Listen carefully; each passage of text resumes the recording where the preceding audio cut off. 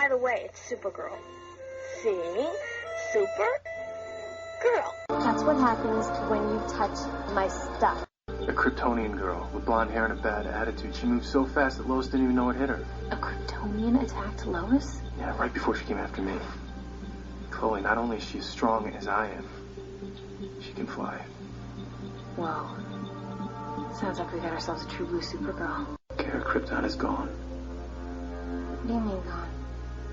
It exploded. You and I are the only survivors. Planets don't just explode, Kral. Guess the humans are right, Kral. Girls do mature faster than boys.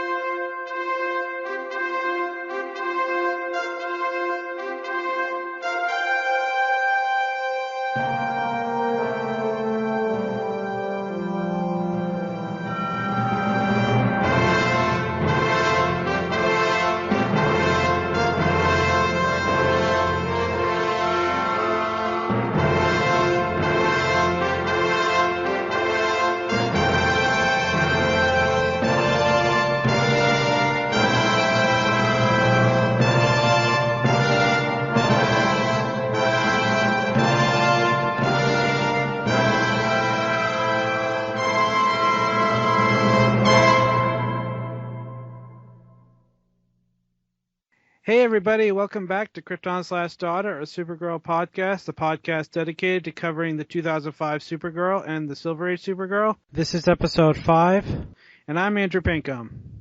And I'm Danny Saab. How you doing, Danny?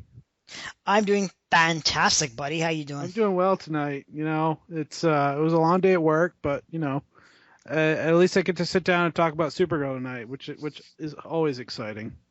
Yeah, for sure. I mean, especially after that 2-hour marathon we just got over the weekend. It was that was quite impressive. No kidding, buddy. No kidding. Yeah, but no, it was. I mean, it's always fun to talk about Supergirl, but I mean, until 3:00 in the morning, there's a certain limit. Yeah, I vote that we never do that again, sir. Never again. No, I like my sleep, and yeah. So, I mean, but yeah, we'll just start earlier next time, that sort of thing, like we're doing tonight at 10 o'clock, so we'll see how long this is going to last, but I don't think it's going to last as long as the last episode that we did. Yeah, probably not. No, we don't have much news in way of news, because, I mean, well, let's face it, dude, we talked about a crap ton on the Kral podcast, so therefore we don't have much news to talk about. Yeah, pretty much. I mean, not to mention, I mean, we're just reviewing the older books, so unless we go back in time and, you know, do the podcast from there, then it's all new news, right? But right. Besides that, no, not really, I don't think. Really, the only news I have to talk about is some podcast news, considering my other show, and I mentioned this on the Kral podcast, but for my Superman Family podcast that I do, I'm going to be moving in a new direction with it. I'm going to be going on a semi-weekly basis with covering the New 52, Action Comics, Superman and Superboy. So I just want to throw that out there again for the listeners who haven't heard it, who may not listen to Danny or I on the Kral podcast for whatever reason you might not. I don't know why you wouldn't, but so there is that. So if you want to hear me talk about Superman in the New 52, you can head on over there starting, I think, next month, because Superman 17 ends the tail end of this month, actually this coming Wednesday. So you'll be hearing me next month talk about Superman and Superboy, and in April you'll hear me talk about the Action Comics series that's being done by Andy Daigle now. So I'm really excited to talk about that stuff. Good stuff, man. And I think, as you mentioned on the Kral podcast, you know, once in a while I'll probably jump in there and help you on the show. And, you know, I've said this many times, and it'll probably be your best rating show ever. So you're welcome for that. I appreciate that. No problem. But tonight we're actually going to be doing something a little different. Normally we cover we normally cover a Silver Age book, as well as we've been doing for the past couple months now, covering a Superman Batman issue. This time, Deanie and I have decided to forego the Silver Age this time and just finish out the last 2 issues of the Superman Batman run, just just because, for one, we're so eager to talk about the new, or not, it's not really new, but we're eager to jump into the 2005 series, and we just wanted to finish off our coverage with the Superman Batman run with a bang. So, anything else you want to talk about before we go to break, dude?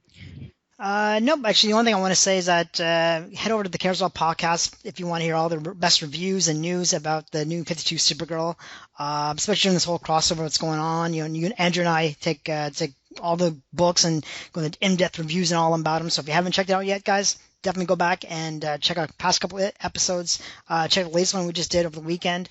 You will not regret it for sure. So there's my shameless plug right there. You're shameless plugging on now. My own. You're hijacking. I am going to officially call that a pinkum. How's that? Pinkum. A pinkum, yes. I learned from the best. What can I say? Nice. Yeah. Awesome. Well, right now, guys, I think we're going to take a break. And we're going to come back with Superman Batman number 12. Stay tuned. These omens don't bode well, Mother. Mankind may be facing its darkest hour. Then mankind will have to face it alone. How can you say that? Whatever happens beyond these shores is not our concern.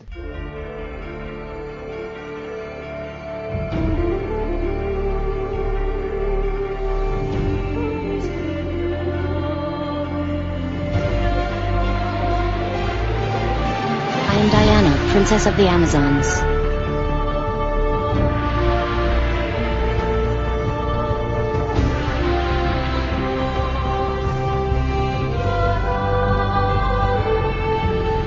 These beasts invade our home and defile it with their presence. Enjoy your trip back to hell.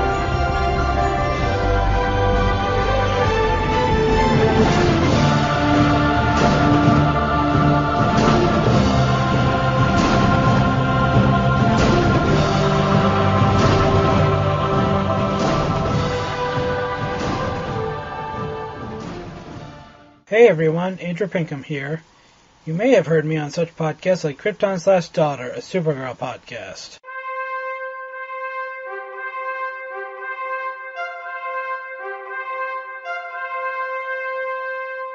The Superman Family Podcast.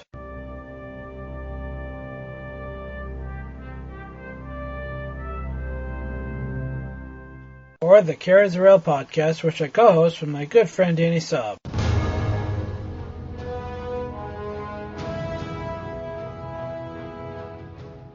Today, though, I'm here to tell you all about my brand new monthly show, Wonder Woman, Princess of the Amazons.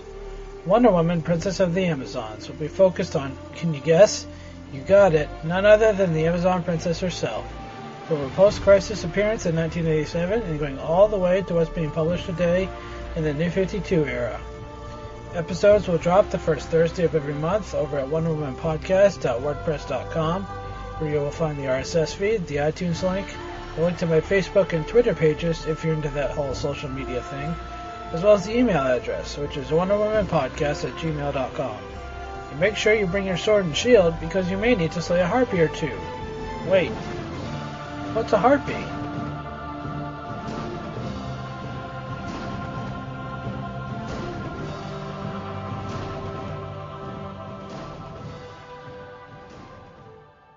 And welcome back, everybody. The first issue we're going to be covering is Superman Batman number 12, and it's titled Traitor.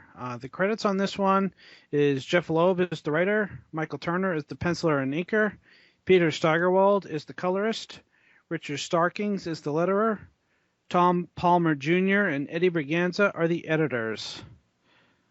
Getting into the synopsis for this issue, on Apocalypse, Kara Zor-El has Superman at her mercy. Despite her pleas, Darkseid orders her to finish him off. Kara throws him through a window off of the throne room into a fire pit. At the Coliseum, Granny Goodness orders Wonder Woman to surrender, or the female Furies will kill Big Barda. Wonder Woman decides to play her own game and throws her lasso around Granny's neck, telling her to order the Furies to surrender or be killed. At the armory, the demon dog that swallowed Batman has smoke coming from its mouth when it suddenly lunges forward and dies. As Batman emerges from the beast's mouth, He commands the soldiers to give him their armor. In the fire pit, Kara attacks Superman. Using heat vision and her strength, Superman realizes that she may be as strong as him, and unless he acts, she'll kill him. Reluctantly, Superman opens his belt buckle to reveal his trump card, Lex Luthor's kryptonite ring. Putting it on, he punches Kara, telling her that doing so breaks his heart. At Darkseid's palace, Batman arrives, wearing the army of the Dog Cavalry. The claws on the armor break against Darkseid's skin, but Batman reveals that they aren't supposed to.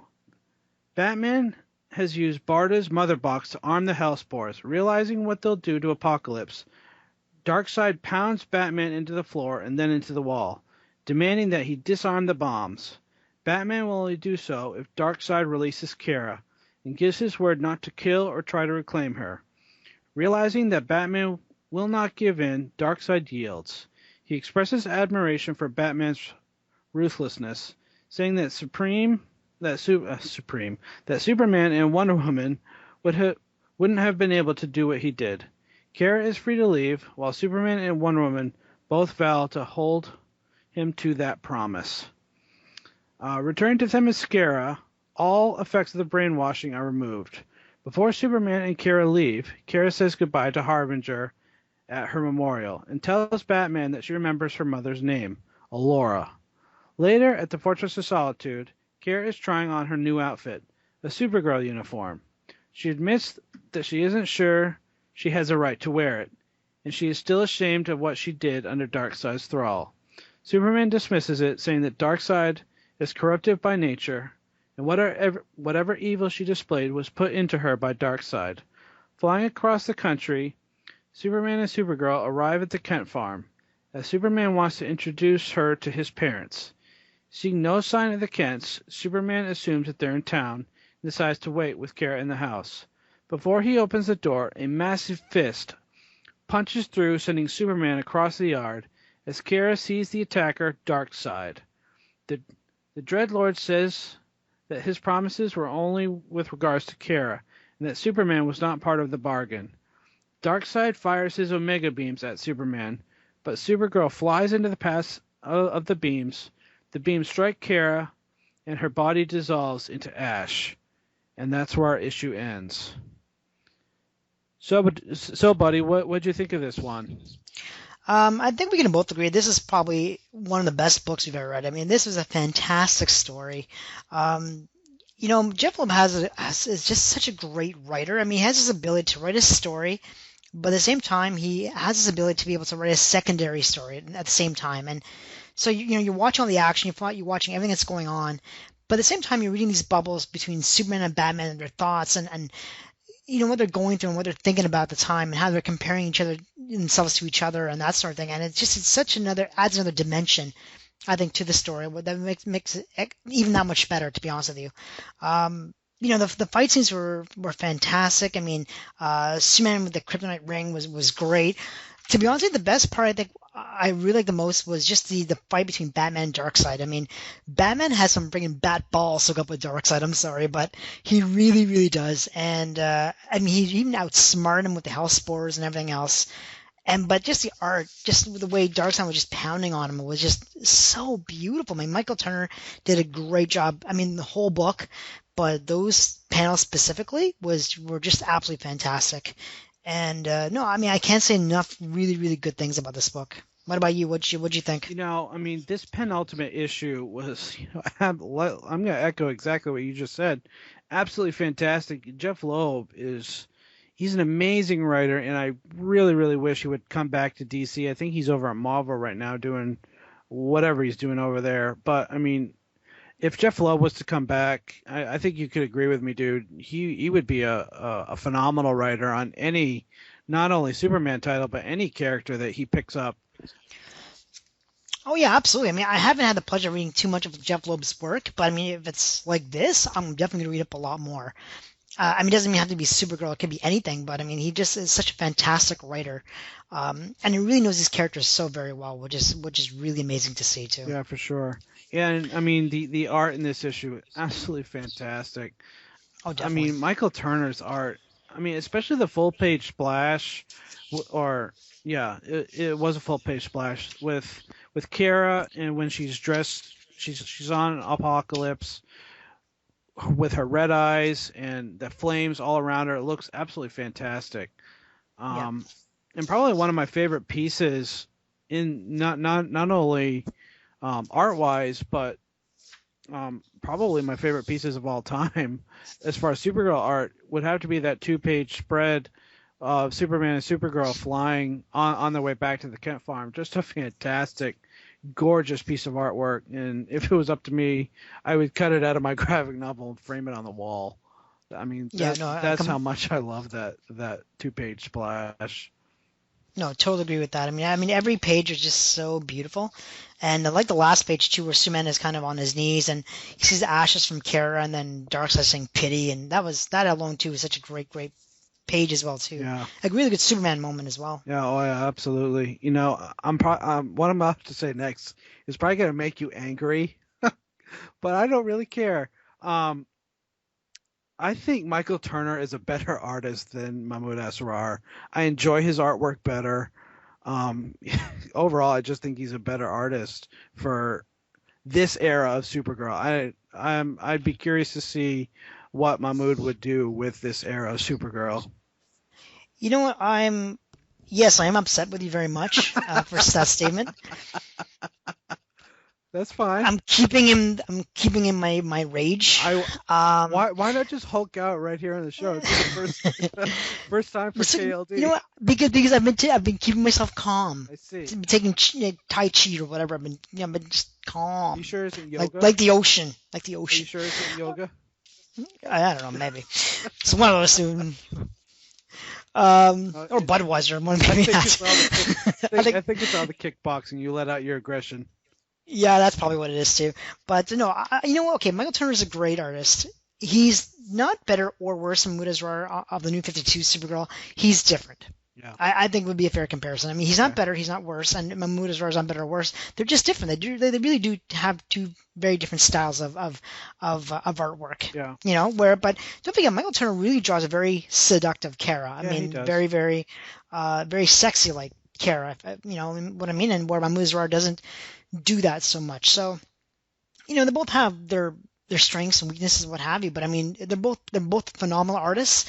They're just both different. Yeah, that's all. I mean, I would have either one of them or both on a Supergirl title, and I wouldn't mind, to be honest with you. So, but no, I mean, no, Michael Turner is a phenomenal artist, and I mean that goes without saying. But I mean, like I said, I think it's just his action scenes, his action panels really blew me away, especially when Darkseid was kicking Batman's ass. I mean, you kind of see the wavy lines going in the background, and you can just see kind of resembling kind of the rage that Darkseid had at that moment. It was just phenomenal. I think it's a really, really good symbolic panel, I think, right there. Well, what I would like to know is how Darkseid doesn't cave in Batman's head. Seriously. I mean, he has as much strength as Superman does, if not more than Superman. Batman is just a mere mortal. How in the world can he go toe-to-toe with flipping Darkseid? I mean, that kind of didn't make sense to me, but... Well, Batman says at one point that it was Barda's mother box that was protecting him. I always thought the mother box wasn't that some sort of a gizmo or some sort of gadget that produced the portal that can go in and out from Apocalypse, right? Yeah, that's what I thought. How is it protecting him right now?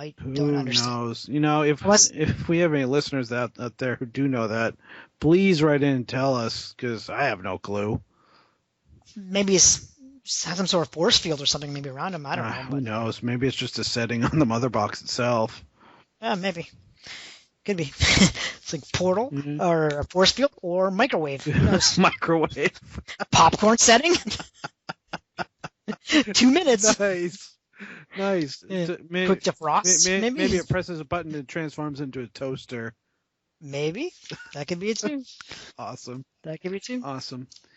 Yep. You know, I love how Jeff Loeb does throughout this entire 13-issue run.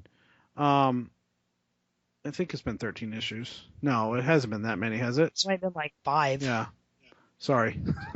Wow, you're a little off there, buddy. I am off tonight. Wow, that is awful. But I think you're thinking of the Supergirl series that's going to continue after this kind of miniseries is finished. Yeah, maybe that's probably what I'm thinking of.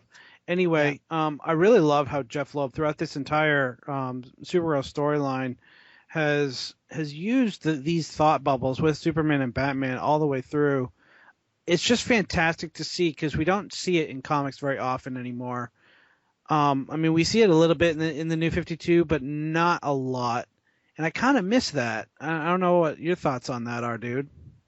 As I mentioned before, I really do like it, and I think it really adds another dimension to the story. But I think they're only really beneficial if the writers writing them actually know the characters. You know, so for example, I'll take the new Supergirl from the New 52 as a quick reference, but this whole Hell on Earth crossover event, and I think in some of the Superman issues, I remember when Lobdell was writing them, he had a couple of thought bubbles in there too, and because Lobdell didn't know how to write very well Superman and Supergirl, at least in my opinion, they weren't very good.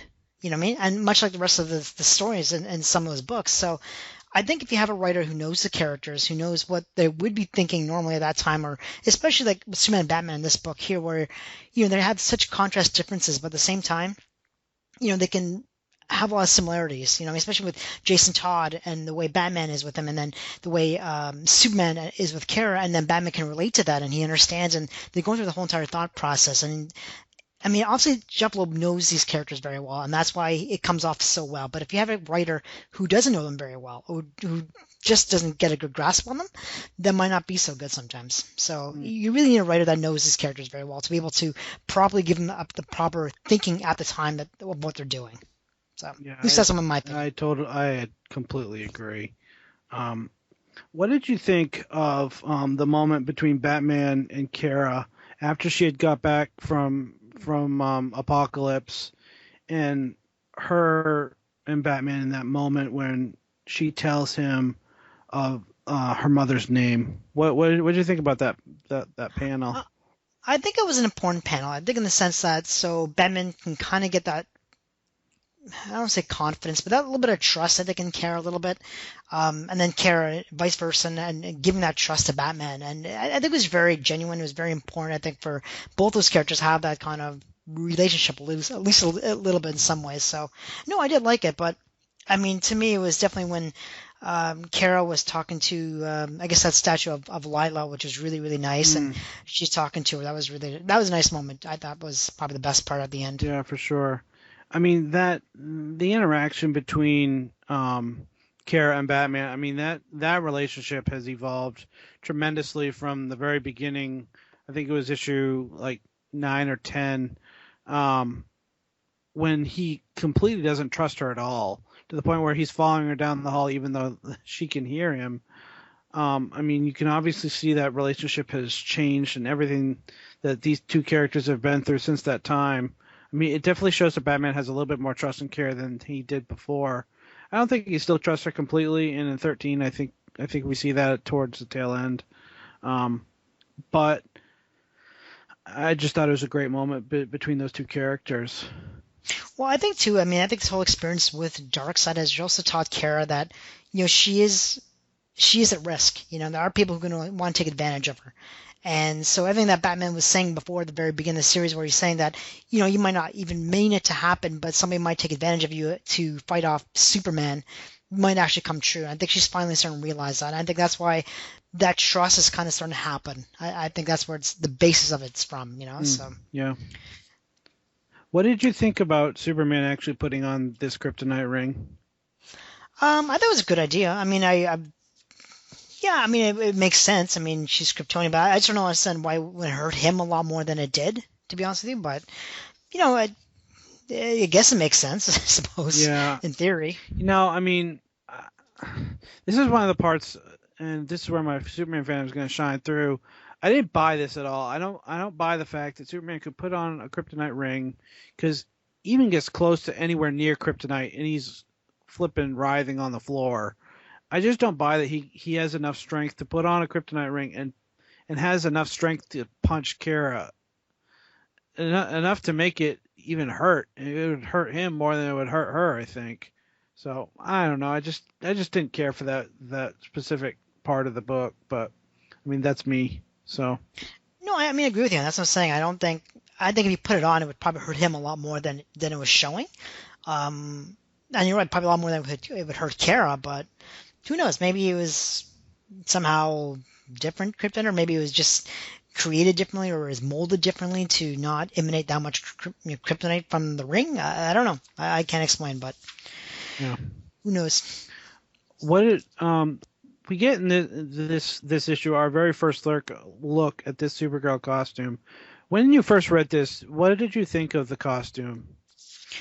When I first read it, I first read it probably quite some time ago, so I don't remember.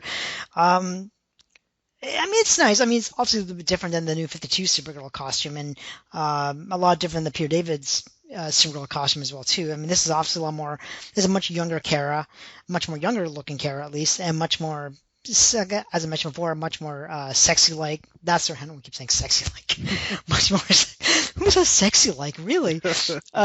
Much more sexual, or whatever you want to say, but it is fine. I really didn't mind it. Like I said, it's different. It was for this kind of girl. Michael Turner, he does this, right? He does draw very sexy, like, girls, in very scantily-clad clothing. So, it's his MO, I guess you want to call it. But, no, I didn't mind it. Like I said, it's different than obviously the two Supergirl and Peter David's Supergirl. Whether it's better or worse, that's up for debate. But, no, I didn't mind it at all. It was pretty nice. Yeah, this is the costume that I've grown to know over the past 5, 6, 7 years. That I've been a fan.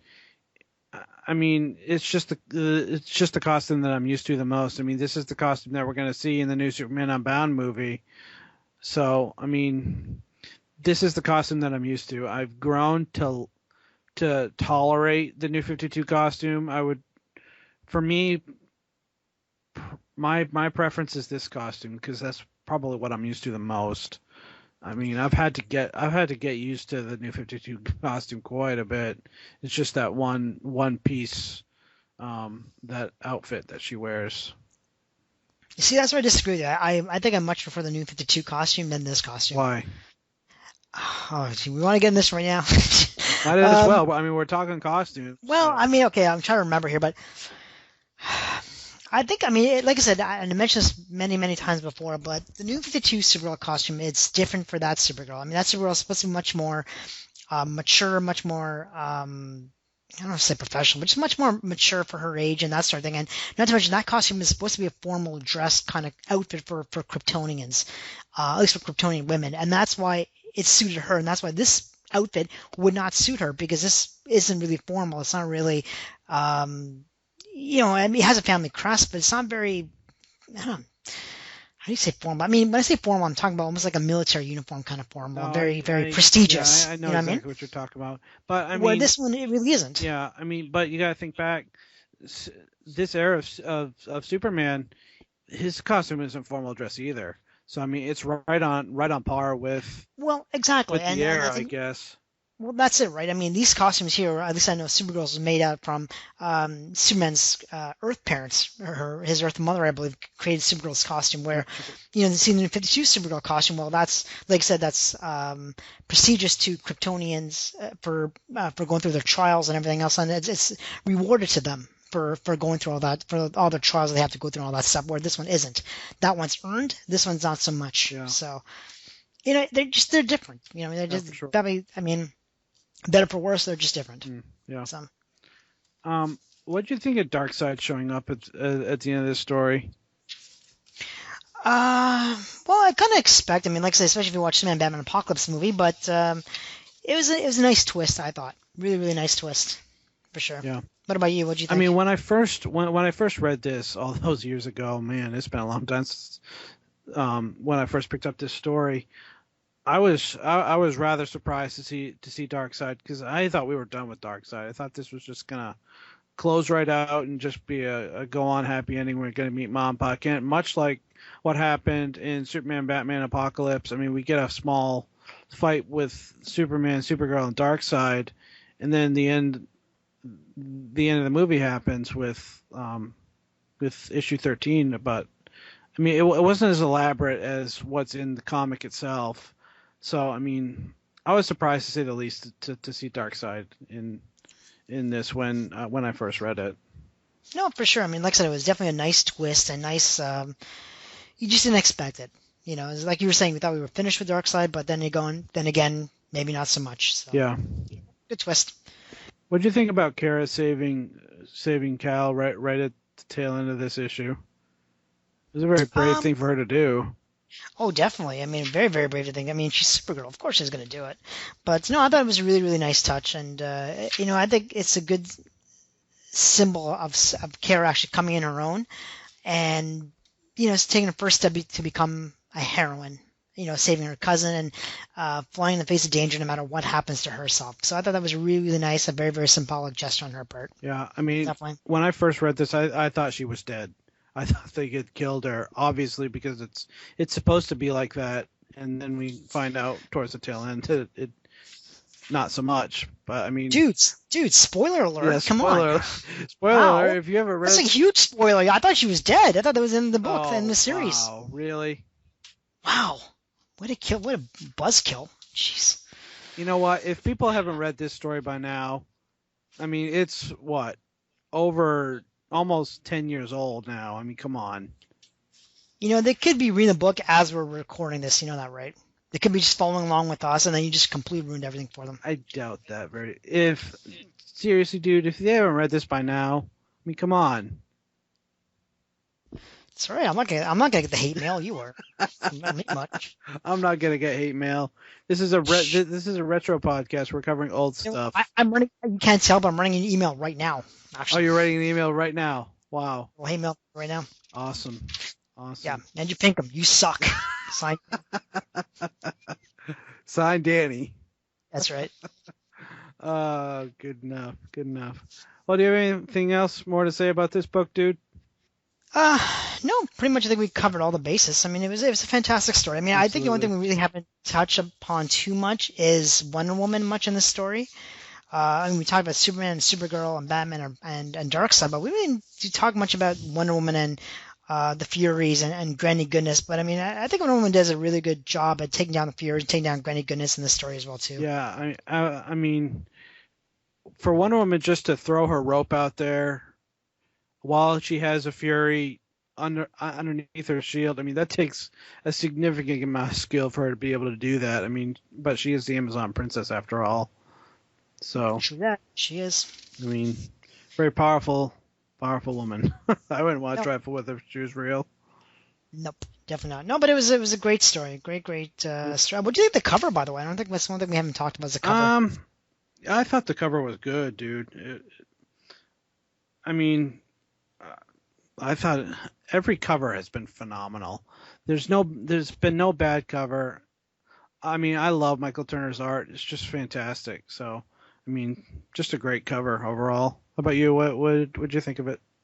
No, I agree. And, and just for Supergirl's look, too, where Darkseid has control of her was really, really cool to see. I mean, it's very different, very dark looking, very menacing, very evil-like. And I thought it was really, really a really good touch, for sure. Really good drawings, very good good colors and everything. No, it was fantastic. Good. Yep. All right. I got pretty much nothing else for this book unless you do. Nope. I think that's going to do it. And we're going to take a quick break, guys, and we will be back. And Danny's going to tell you all about Superman Batman number 13 and the finale for our coverage on this series. Stay tuned, everybody. See you then. Sawate. My name is Stella, and I am the host of Batgirl to Oracle, the Barbara Gordon podcast. Batgirl to Oracle is a podcast and site dedicated to Barbara Gordon, the first woman to hold the Batgirl mantle for an extended period of time, roughly 1967 to 1985. The goal of BTO is to examine the character's history from her first appearance as Batgirl and continue on through her current tenure as Oracle. Each episode looks at vintage issues of Detective Comics and Batman, and modern issues of Batgirl and Birds of Prey. I also keep track of news involving Batgirl and other members of the Bat family, and I examine Barbara Gordon's appearances in the media, such as TV, film, etc. I've been blessed to be able to interview writer Brian Q. Miller, and I hope to interview more creators and actors in the future. My goal, most importantly, is to make a fun, entertaining, and thoughtful show that people enjoy and from which they learn. Please visit us online at batgirltooracle.net and look for us on iTunes. Thank you. Welcome back, everybody. So the issue is Superman and Batman number 13. The credits are Jeff Loeb is a writer, Michael Turner is a penciler and inker, Peter Steigerwald is a colorist, Richard Starkings is a letterer, Tom Palmer Jr. and Andy Braganza are the editors, and the title is called Hero. Awesome title, by the way. Indeed. Superman sends over Kara's ashes. Darkseid prepares to leave.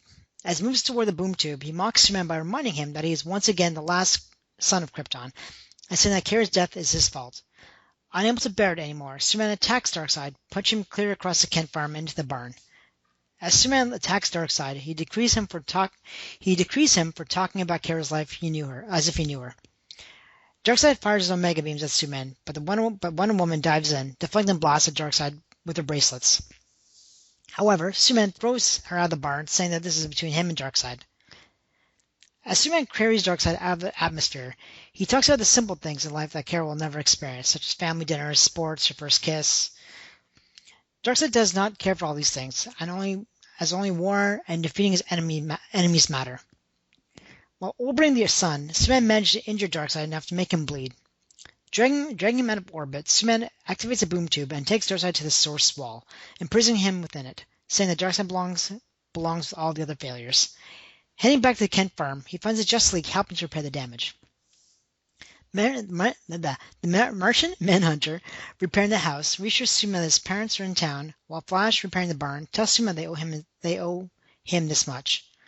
Wonder Woman asks about Darkseid, but Superman tells her that he'll never bother them again. Heading to Paradise Island, Superman enters a hidden room where he informs one last person, Kara Zor-El.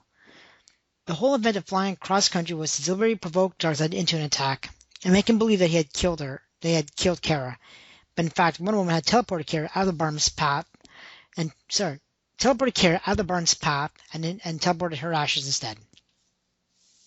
Superman reassures her that no matter what she decides, he will be there for her. At the Fortress of Solitude, Superman and Batman talk about what has happened.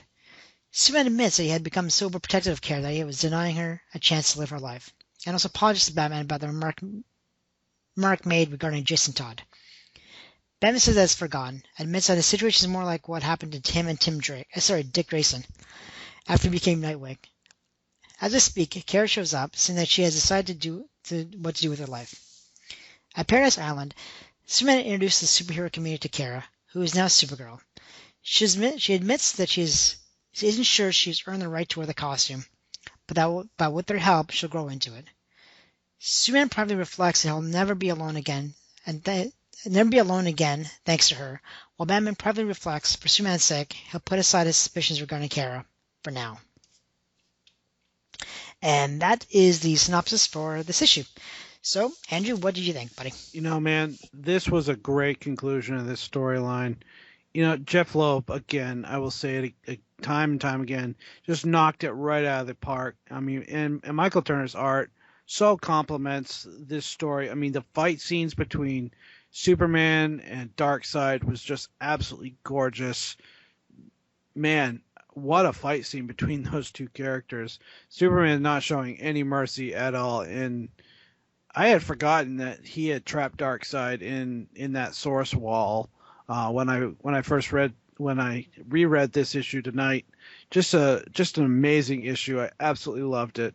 How about you, buddy? What did you think of this issue? I know, I completely agree with you on that. This was a great issue. I think specifically it was more of a really, really good Superman issue as well, too. Really put in perspective how much he really, really cared about family, how much he cared about Kara. And to me, just the part where he's not only fighting Darkseid, but how you can almost feel the passion in his voice and in the script, and that once again goes back to credit to Jeff Loeb and just the way he cares about Kara and everything that she won't be able to experience because of him, and how much he really hates Darkseid, and how much, and once again back to Jeff Loeb's fantastic writing, but just how much Darkseid himself is such a villain in this story. Not only does he kill Kara, but he mocks Superman about it as well too, and saying that he's to blame and all that stuff. That was such fantastic writing that just made the story so much better. And like I said, it was just that part where Superman and Darkseid just going at it, and Superman just recalling everything that Kral will never had the chance to experience. Just made the story so much better, in my opinion. And to me, another big part of the story, and probably my favorite part of the story, was at the very end where Kara is, among the rest of the Justice League, and Superman's presenting her, and she's talking to them, and how she's going by almost by person or group by group in the Justice League, and and telling them how she's looking forward to meeting them and helping them and all that good stuff. I thought it was really, really a fantastic ending. And then, of course, too, the last page with Kara kind of flying and saying, "Thank you, everyone." Almost in a sense that not only is she thanking the Justice League, but I think thanking fans as well, too, for bringing her back. I mean, don't forget, she had been gone for a long time. After Crisis on Infinite Earths, she had died, and she hadn't been back for quite some time. This I think, was the first time she had been back since then. So, since Peter David's run. My bad. Since Peter David's run. But then she disappeared again, and then we see her again here. Wait, I'm confusing the timeline here. Hold on. I didn't think Kara Zor-El was in the Peter David run. You're right. My mistake. You're right. She was in the... Was she? I think there were a couple parts she was in there. I think so, unless... I think later on in the series she is. Unless Peter David completely redid that series and brought her in. Well, apparently he did. I think halfway or so through the series, I think he did bring her in, if I remember correctly. But I have to, because I'm not completely finished the series yet, so don't hold me to that. But, long story short, I think it's, everybody knows the history of Supergirl with DC Comics. DC Comics, we've discussed this so many times on the Kral podcast, which you can hear all the best episodes ever. We've mentioned so many times that... Wow, you just threw a plug right in there. You see how I did that? It was pretty suave, eh? Yeah, no kidding. Yeah? Shut up. Shut the hell up, control freak. Wow. But no, I think it's... we've talked to verbatim so many times how many that DC Comics just doesn't know what to do with this character. And... they've killed her off so many times, brought her back so many times, and they just don't seem to know what to do with her. But it's always been the fans that want her to come back, that want her to be Supergirl, Superman's cousin, that sort of thing. And I think that is kind of what we almost see at the end. Basically just one picture with Kara say thank you to everyone. Not necessarily maybe just Justice League, but I think just to all the fans out there for supporting her throughout all the years where DC Comics had having faith in her. Fans like you and I and our listeners, for example, did have faith in her. And I think that was pretty important too. Definitely. What did you think of Wonder Woman's role in this specific issue, especially deflecting the Omega beams right back at Darkseid? I thought it was pretty good. She didn't have a very big role in this story, I don't think. She obviously saved Superman with her bracelets and deflected the Omega beam, but then Superman kind of threw her away out of the barn, and that was pretty much the end of her. I think the end of you've seen her. So, yeah. But besides that, she did have a kind of a big role before that when she kind of teleported Kara and then teleported Ashes instead. But like I said, I think it was more of a Superman story, to be honest with you. This book was more geared toward Superman and his relationship with Kara and his family. I thought that's where it really, really was for sure. Absolutely. One part of this issue that I absolutely loved was the Batman monologue all the way through this issue. What did you think of it, buddy? No, I completely agree. And like I said, Jeff Loeb does a fantastic job of telling a story within a story. So you have all that things that are going on between Superman and Darkseid, but at the same time, you kind of have Batman talking about Superman and the way he's been growing up in Smallville, and how much family means to him, and how he didn't have his powers at the beginning, and then once he kind of grew into his powers, and everyone is trying to basically to stop him. They thought with Kryptonite they had the thing that they could use to stop him, and then Batman says at the end, it turns out that the one thing that it's the strongest thing in the world that can stop Superman is family and is his heart, and even more so than Kryptonite. And that's exactly what Darkseid did. He hit him right where it hurt with Kara, and that's why you saw this kind of Superman that just took no crap and then just went back crap crazy, so to speak, on Darkseid, and that's basically what happened. But no, it was really, really nice. And like I said, Jeff Loeb does a great job telling the story. But and I said that, and I just mentioned this a few minutes ago. But I think the way he writes Darkseid too is just fantastic. I mean, you really want to hate Darkseid. I mean, just the way he's just rumming into Superman's face, the fact that Kara died and it's all his fault, and he's the last Kryptonian now, and all that good stuff. And it's just a fantastic villain, in that way. It's great. And then these two, Superman and Darkseid, couldn't be more opposite.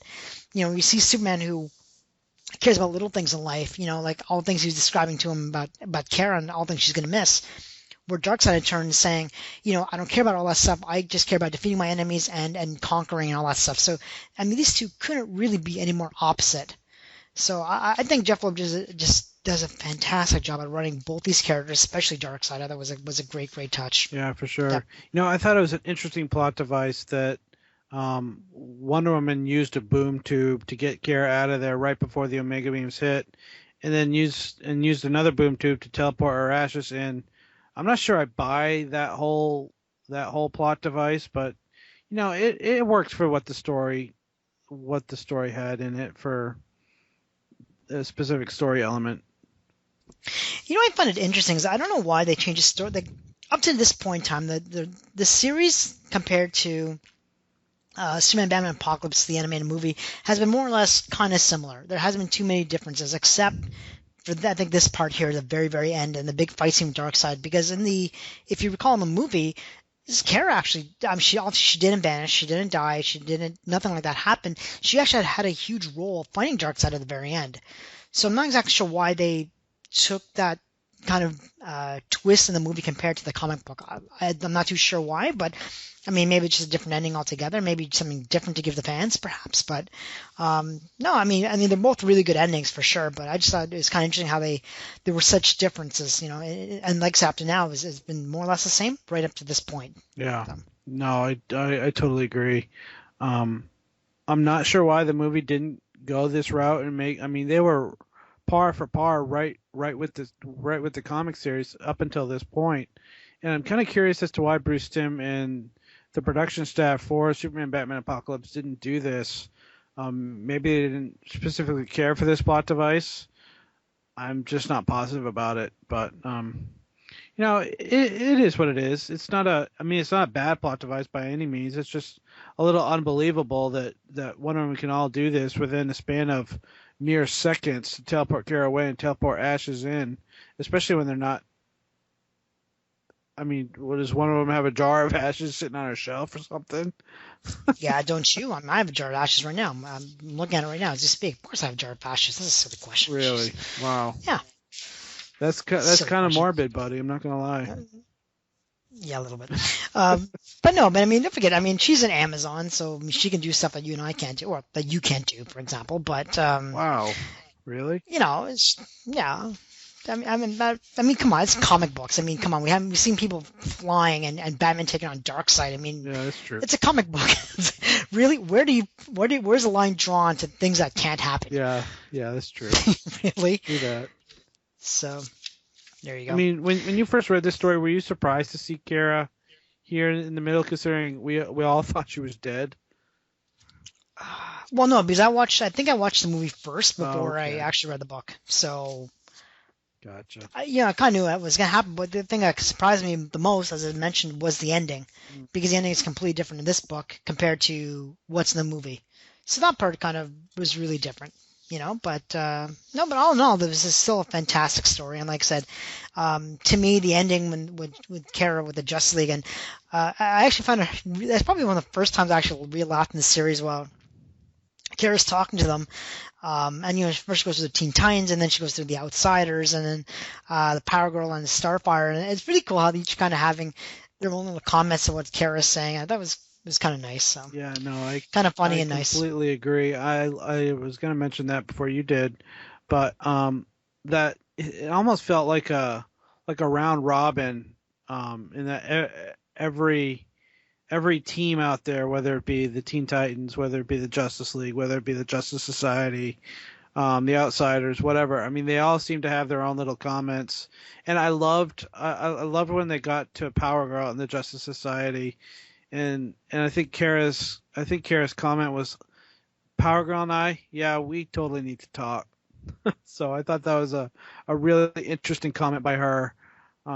So. Yeah, definitely. Especially, I mean, if you remember correctly too. But when you start getting the Supergirl series, I think she actually has a few. I mean, yeah, they do have quite a bit of talking to do between her and Power Girl. And actually, they think they get into a couple of fights and stuff like that too. Yes, So they do. yeah, so that'll be kind of interesting.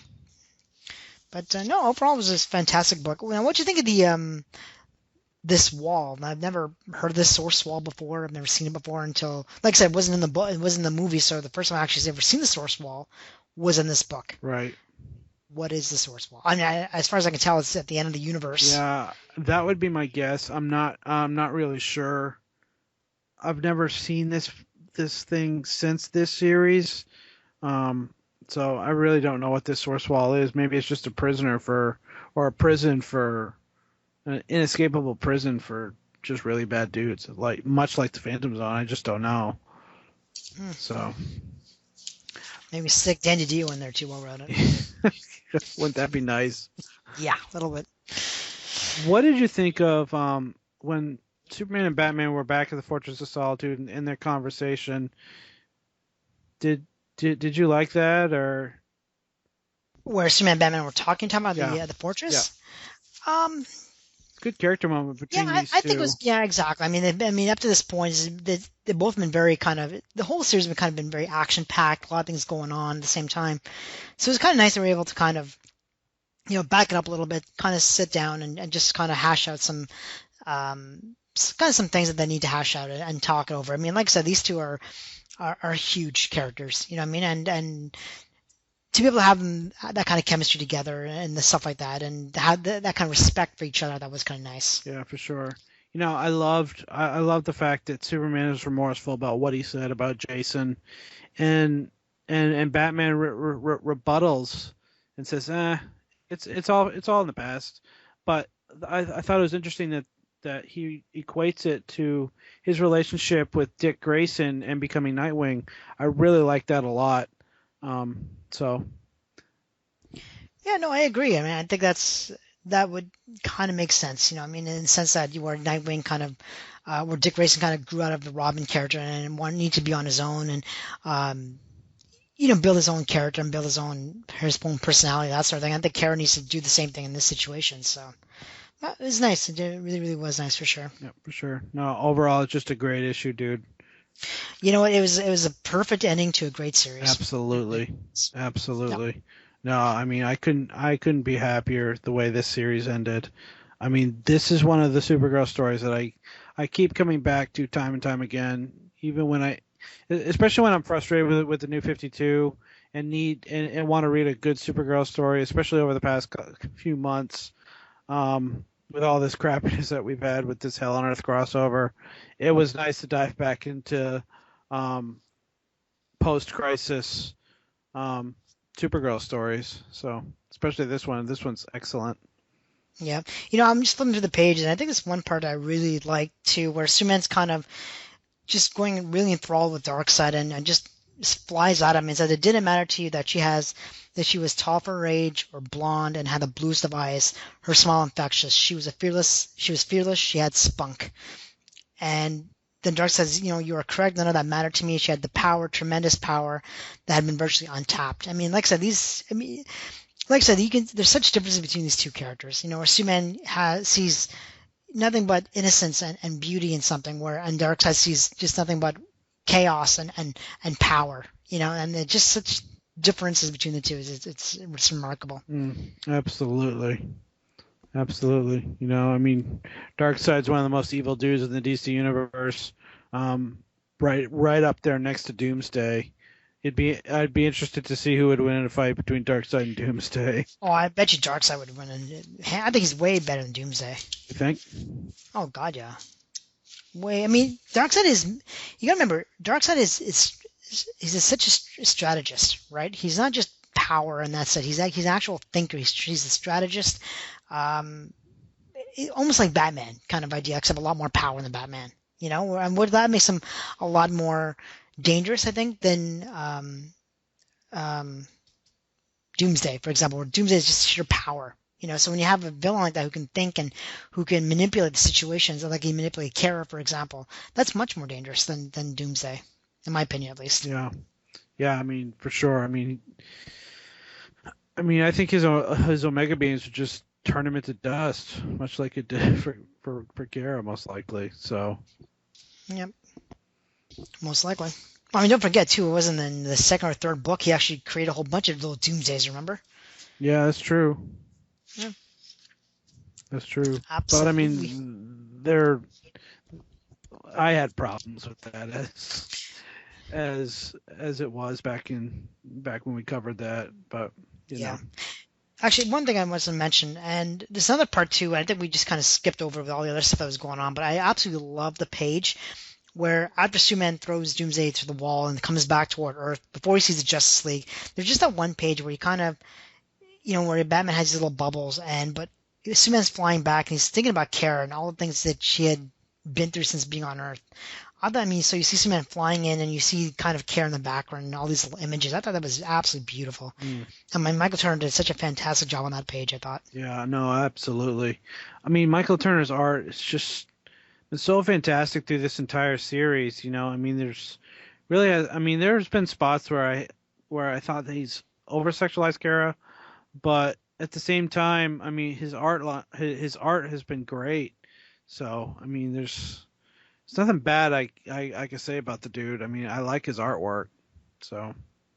Oh, I completely agree. I mean, I think every single panel, every single page so far in the series that I've seen has been absolutely fantastic. I mean, there's nothing I would change at all about it. Definitely not.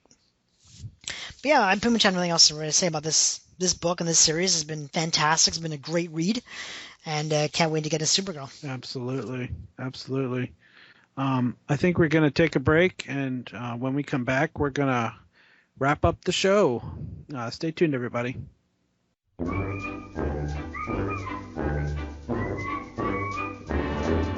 Hello, boys and girls. It's your dear old Uncle Joker. We've got an internet access here in Arkham, so I'm doing a little browsing. Lolcats, porn, lolcats. What's this? Bailey's Batman Podcast? A bi-weekly podcast devoted to everything Dark Knight Detective? Well, Michael Bailey, where's Bailey's Joker Podcast, eh? We'll see about that. Harley, get our things. We're going to Georgia.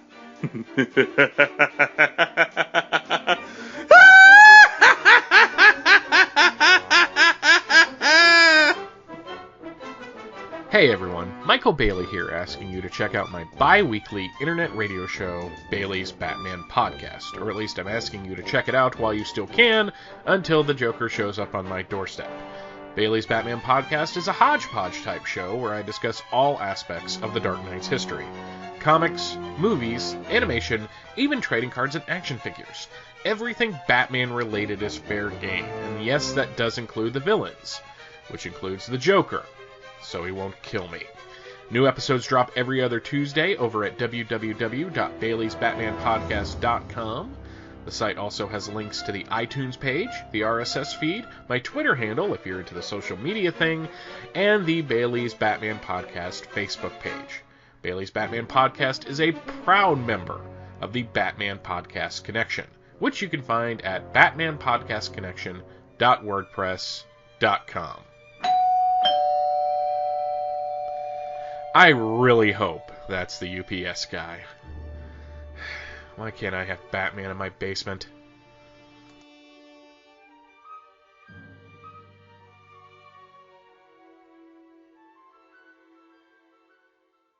And welcome back, everybody. That's pretty much it for the show, guys. I know we didn't have a real-life superhero this time out. To be perfectly honest, I couldn't find the story for a real-life superhero, so maybe next month we'll find a real-life superhero to talk about and joke about stuff. I think I can help you with that, Andrew, if you want. If you're looking for a real-life superhero, oh really? You have one right on the show as we speak. Really? That's right. And what heroic thing have you done lately? Just existed to brighten everybody else's life. Wow. Yeah. Wow. Just to brighten everyone else's life, broadcast, just to brighten the podcasting universe as a whole. I think it is alone is a heroic journey and venture. So yeah. See, I don't think you're a podcast hero. I think you'd be like the Bane or like Dark Side of podcasting. I don't mind being dark side. He's pretty powerful. I can be pretty evil sometimes. You wouldn't want to be Bane? Nah. He's okay, but no, although he does get Tally at the end of that Batman movie. Pretty hot. Nice. That's not so bad. We won't go into Batman: The Dark Knight Rises.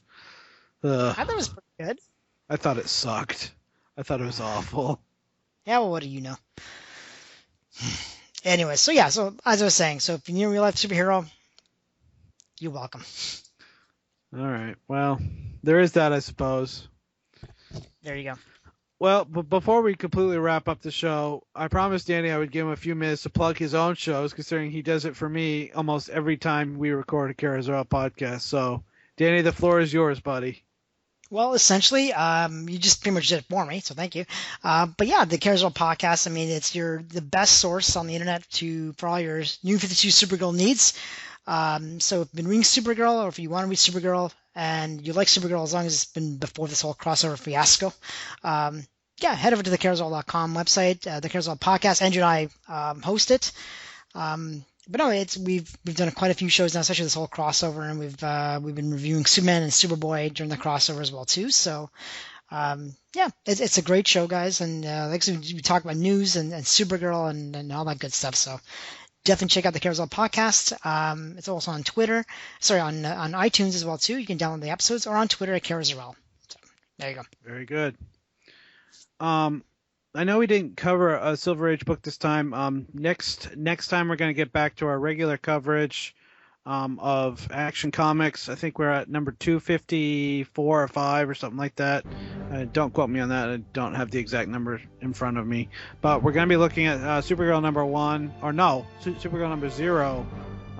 That's going to be coming into the new series. So really excited to talk about that next time. I think that's going to do it for us. I think that's it, buddy. Yep, same here. All right. And until next time, I'm Andrew. I'm Danny. We'll talk to you later. See you guys. Bye, everybody. Bye. See ya.